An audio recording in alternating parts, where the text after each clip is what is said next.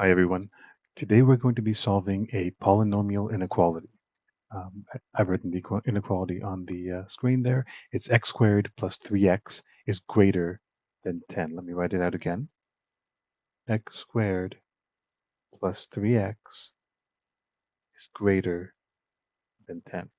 Now, first of all, let me explain what a polynomial inequality is. You're probably already familiar with polynomial equations. Here's what a polynomial equation would look like. I'll write it on this side of the screen. X squared plus 3x is equal to 10. That's an equation.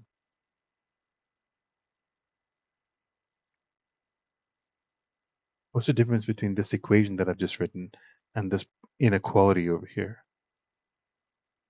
Well, the left side's exactly the same, x squared plus 3x. The right side is exactly the same, it's 10. The only difference is what's between the left side and the right side.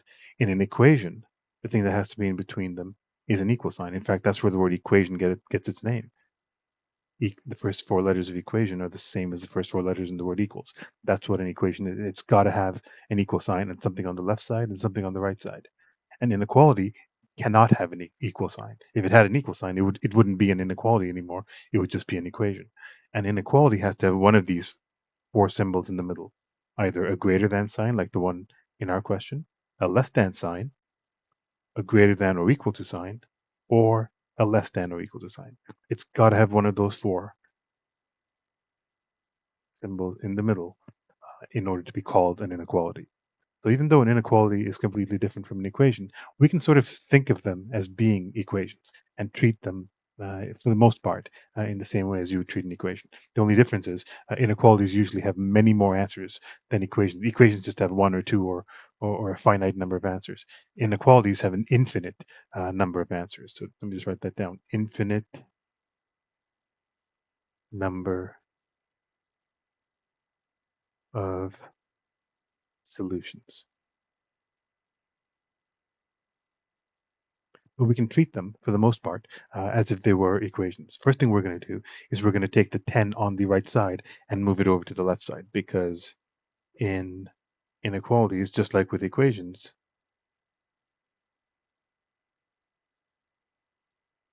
having a 0 on one side of the equation, like this, is a very good and powerful position for you to be in. Next thing we're going to do is we're going to factor the equation on the left side. Now, I've done an entire video about factoring polynomials. I'll put a link to that in the description of this video, and you can take a look at that if you're not familiar with factoring, but I'm assuming you are. So I'm just going to factor this equation right now. It's x plus 5 bracket x minus 2 is greater than 0. If you're not sure how we went from this line to this line, please watch our video on factoring, and we've included the link in the description below, as I mentioned. But hopefully you do know how we got from this line down to this line. And so now what we're going to do is we have two brackets being multiplied to give us an answer of 0. And so what we're going to do to solve those brackets is to set each bracket individually equal to 0.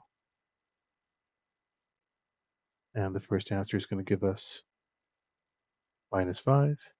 And then the second bracket, x minus 2, we're going to set that equal to 0. And when we solve that, we get x equals 2. So we've got two solutions here, but those are actually not the answers to our question. What we found is what values of x make this equation equal to 0, minus 5 or positive 2. If you were to plug it into this equation, you would get an answer of 0. But this question is not an equation, it's an inequality. It's not asking us what number makes the answer equal to 0. It's asking what numbers would you have to plug into x in order to make the answer greater than 0. And that's what we're going to do now. And now that we have the minus 5 and plus 2, that's a good place to start. What we need to do is draw our number line, which I'm going to draw right here.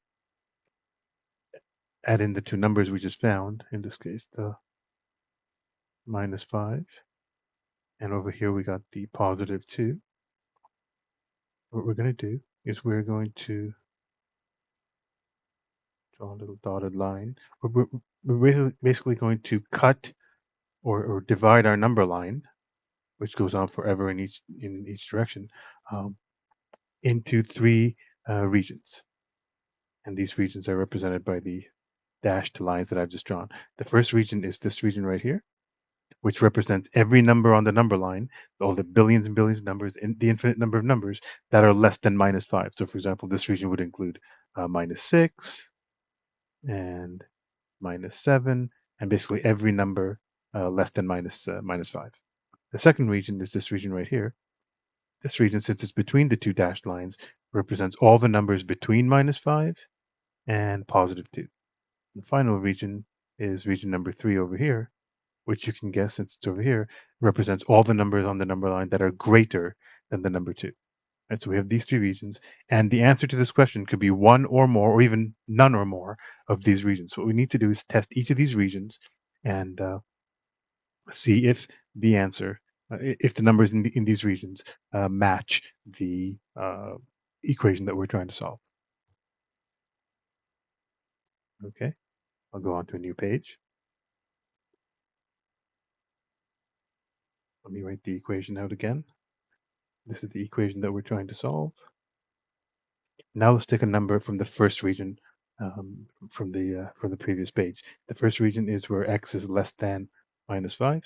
So all we're going to do is we're going to take a sample number from that region. So any number less than -5 is good. I'll pick -6, and we're going to plug -6 into x in our equation. And let's see what we get.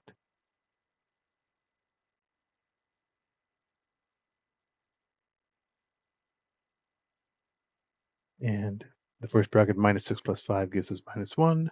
And the second bracket, -6 minus 2, gives us -8. And we get an answer of 8. Is 8 greater than 0? Yes, it is. And therefore, I put a check mark there. The first region is part of our answer. Let's try the second region. The second region is where x was in between -5 and 2. I'll just go back to our previous page in case you've forgotten. Right? The second region is this region right here.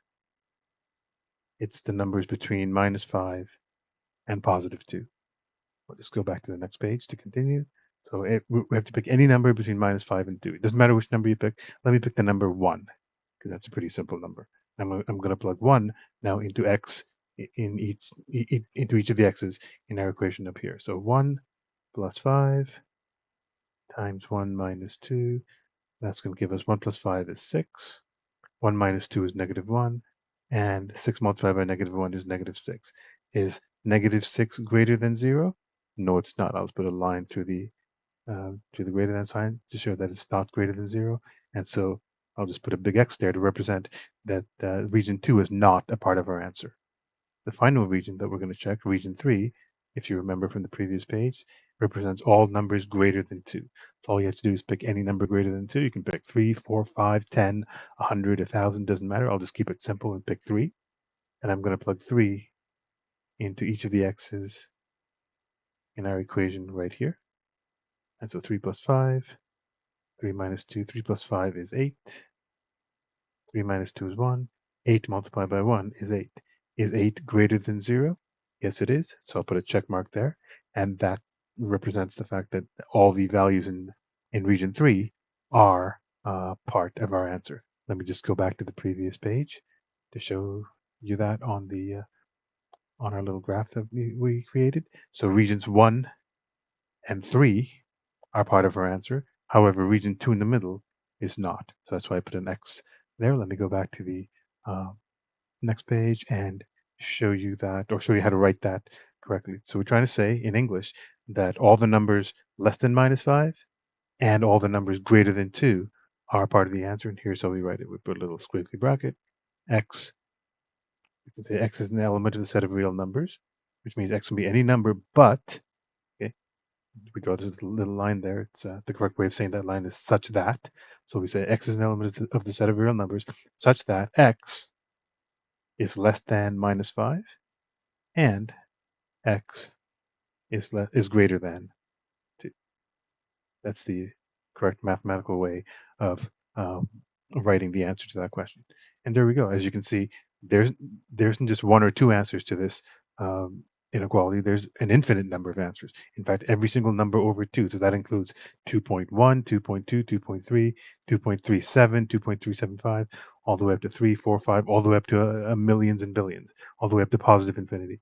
And the same with x is less than minus 5. So that includes every number less than minus 5, minus 5.1, minus 5.2, minus 6, minus 10, all the way down to minus infinity. So that's an infinite number of answers that we've very neatly uh, and elegantly written the answer in this form. There's an infinite number of answers, and we've clearly stated what the answers are here. And that's how you solve this polynomial inequality. If you take any number that's part of our answer set, the number 3, 5, 6, 8, 10, minus 6, minus 7, minus 8, and you plug them back into the original equation, if you plug them into the x's in this equation, you will always get a number that is greater than 10, and which means that the answer has satisfied our equation. So there you go. Hope you learned a little something from that, and I hope that was useful.